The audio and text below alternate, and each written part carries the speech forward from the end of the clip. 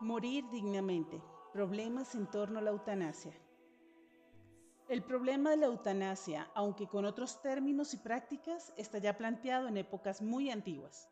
En el famoso juramento de Hipócrates ya se impone la obligación médica de no provocar ni ayudar a la muerte de ningún enfermo. Otros grandes filósofos como Platón, Séneca, Epicteto o Marco Aurelio se muestran favorables a esta práctica. El argumento de fondo ya estaba presente. Para ellos, la muerte era mejor que una vida sin sentido y con sufrimiento. En nuestra cultura moderna, el derecho a morir con dignidad se ha universalizado en todas partes. La calidad de vida que hoy se exige para que la existencia se considere digna y la autonomía de la persona para que cada uno pueda decidir con su libertad responsable son los argumentos que se utilizan con mayor frecuencia. Que se busque la forma de vivir y morir de la mejor manera posible es un objetivo digno y aceptable, que nadie se atreve a negar. El problema radica en ponernos de acuerdo sobre lo que significa una muerte digna y con qué medios es posible conseguirla. Cualquiera que conozca un poco de debates actuales capta de inmediato la enorme ambigüedad del lenguaje que se emplea. Bajo un mismo término como el de eutanasia, se cierran múltiples comportamientos que merecen una valoración ética diferente. Antes de realizar una valoración ética, sería conveniente clarificar algunos términos que están encerrados dentro del término de una muerte digna. La eutanasia, en su sentido estricto, es la actuación que provoca la muerte del enfermo pedida por él mismo, ante un dolor inevitable y realizada por personal médico. Suicidio asistido. Se limita a proporcionar los medios al paciente. Limitación del esfuerzo terapéutico. Es la retirada o no inicio de medidas terapéuticas porque el profesional sanitario estima que son inútiles o fútiles, ya que tan solo consiguen prolongar la vida biológica sin ningún beneficio. Sedación paliativa. Son para aliviar los dolores aunque acelere la muerte. Suspensión de atención médica por fallecimiento, cuando se ha constatado la muerte de la corteza cerebral. Creo que la aclaración de los diferentes significados que pueden encerrar el término de eutanasia ayuda mucho a clarificar la valoración de las distintas situaciones que se dan en este campo. Habría que eliminar para superar cualquier confusión las adjetivaciones de voluntaria involuntaria, activa pasiva, directa indirecta y otras expresiones que pueden causar mayor confusión. ¿Y qué conductas podrían ser aceptables? Todos estaríamos también de acuerdo en que cuando llega el momento final, la supresión de ciertas prácticas quedan por completo justificadas. Si los medios que se utilizan solo sirven para prolongar una situación sin futuro y con un coste humano excesivo, o únicamente ayudan a mantener una vida que definitivamente ha perdido su condición humana, nadie pone reparos en esas omisiones. Lo que muchos no comprenden es por qué se condena una acción que provoca la muerte y, sin embargo, se permite una omisión que produce el mismo efecto, como en la eliminación del esfuerzo terapéutico o en la sedación paliativa. Aunque se produzca el mismo resultado, todo el mundo comprende y capta la diferencia entre inyectar una dosis de morfina para producir la muerte del enfermo o emplearla solo como un analgésico para el alivio de sus dolores, que supondrá también un desenlace más rápido. Entonces, no prestar una ayuda cuando existen razones graves para esa omisión, aunque ahí se derive una muerte, no es lo mismo que atentar directa y voluntariamente contra una vida humana, por muy buenos que sean los motivos que se tengan.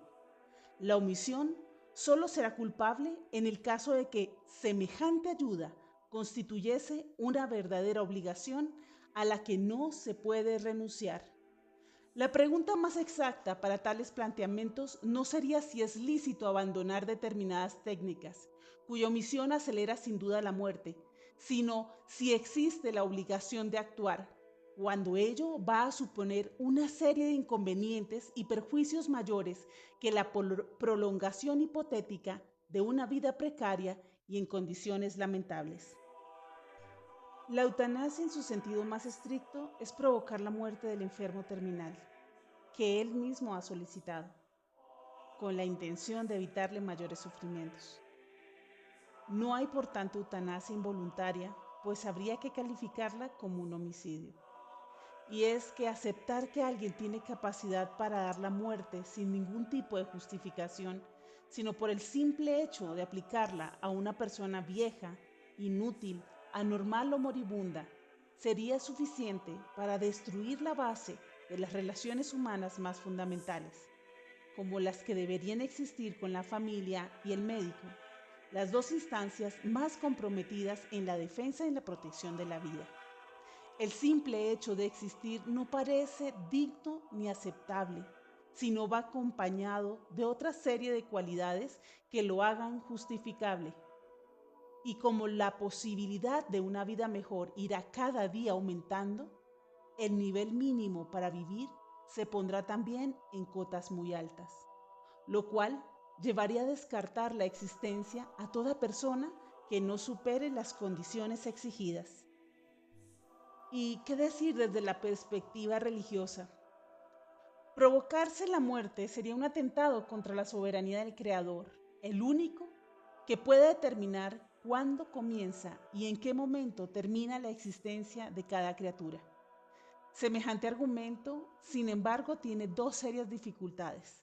En primer lugar, solo resultaría eficaz para aquellos que tengan una fe en su existencia. Utilizar esta justificación en un mundo agnóstico y cerrado a la trascendencia no tendría ninguna eficacia. Y en segundo lugar, son cada vez más los moralistas católicos que aceptan la autonomía del ser humano, recibida como regalo de Dios para tomar decisiones sobre su propia vida. La imagen del Creador quedaría demasiado empobrecida si el obsequio que nos hace para existir no lo entrega por completo a nuestra disposición, sino que se reserva la propiedad de lo que no podemos disponer. Adicional, el Dios que acogió el fracaso y la muerte de Jesús para resucitarlo del sepulcro, nos enseña que la cruz no fue su palabra definitiva. Desde ese momento hace posible, aunque no lo comprendamos con facilidad, que ninguna realidad, por muy negativa que sea, termina siendo estéril e infecunda.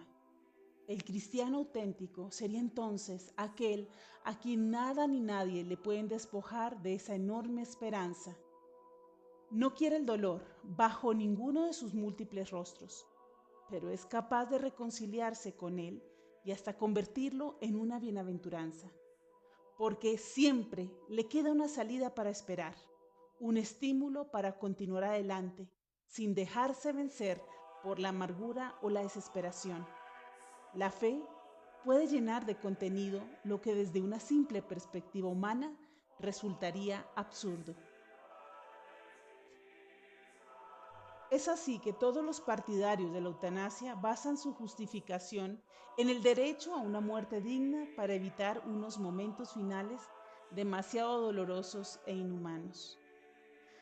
La respuesta de los que defienden también este objetivo, junto a otras muchas instituciones sanitarias, busca la solución por otros caminos diferentes a través de la medicina paliativa. Una forma intermedia que impide caer tanto en el absurdo de la obstinación terapéutica como en la práctica de la eutanasia. Su único objetivo es mejorar la calidad de vida en una etapa final, buscando la respuesta más adecuada a las múltiples necesidades físicas, psíquicas, sociales y espirituales del paciente y de su mismo entorno familiar. Cuando el enfermo expresa de alguna forma su deseo de morir, no es la muerte lo que primariamente busca, sino acabar con esa serie de condiciones: dolor, soledad, incapacidad propia, sentimientos de molestia y estorbo, miedos interiores, depresiones normales, agotamiento y un largo etcétera, que le hacen la vida demasiado dura e insoportable. Decir como hoy se repite, que se demanda para precaver una muerte poco menos que insoportable, es una afirmación falsa. La medicina está en capacidad de eliminar o al menos hacer perfectamente tolerable el dolor de estas situaciones. Incluso sin buscarla como una solución inmediata y más cómoda, la sedación que lleva a una pérdida de la conciencia, si no hubiera otra alternativa, sería un tratamiento aceptable. El manifestar sus deseos de que todo termine cuanto antes pudiera ser también una demanda, más o menos inconsciente, para buscar una respuesta positiva a su angustia. Constatar si su vida, aún en las condiciones más deficitarias, sigue siendo una riqueza y un valor humano para aquellos que lo rodean. Es cierto que el cuidado de estas personas puede producir sentimientos de cansancio, hartura, pena, compasión, angustia, que el propio paciente capta a través de múltiples mensajes implícitos. Lo que perciben con esos gestos significativos reafirma y acrecienta la idea de que son completamente inútiles y que sus vidas ya no tienen sentido para nadie. El deseo de morir surge porque sienten que ya están de alguna manera muertos y rechazados en su ambiente. A un enfermo sostenido por este ambiente humano, rodeado de cariño y aliviado en sus dolores con las técnicas apropiadas, que vivencian la alegría con que se les atiende en sus necesidades y siente que su vida tiene un significado para lo que le rodean, no suele pedir que le anticipen el momento final.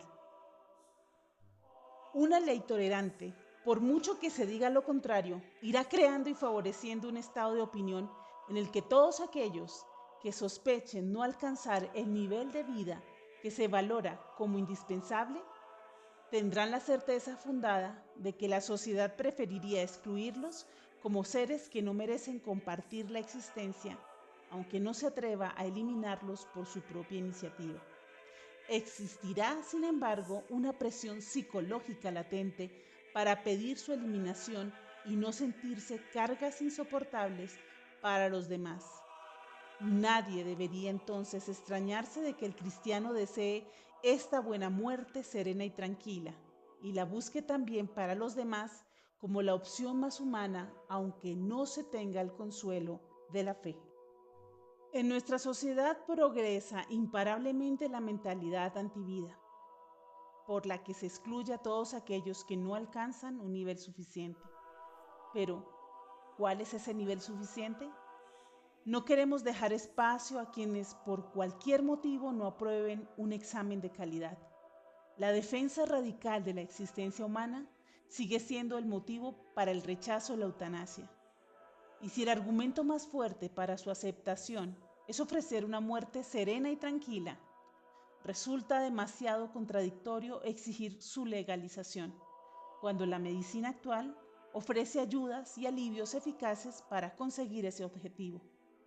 El debate, antes o después, se hará presente en nuestra sociedad. Como son muchos los factores que entran en juego, la prudencia política debe analizar las ventajas e inconvenientes de cada opción para adoptar aquella que parezca la más favorable. El diálogo no puede fundamentarse en motivos netamente religiosos, pero tampoco en razones de simple interés político. Preguntémonos, ¿cómo es posible respetar la conciencia de cada individuo con las debidas garantías para evitar posibles abusos? Además, ¿cómo ofrecer alternativas a todos para una muerte digna y humana? Y por último, ¿cómo evitar deslizamientos hacia otros terrenos peligrosos?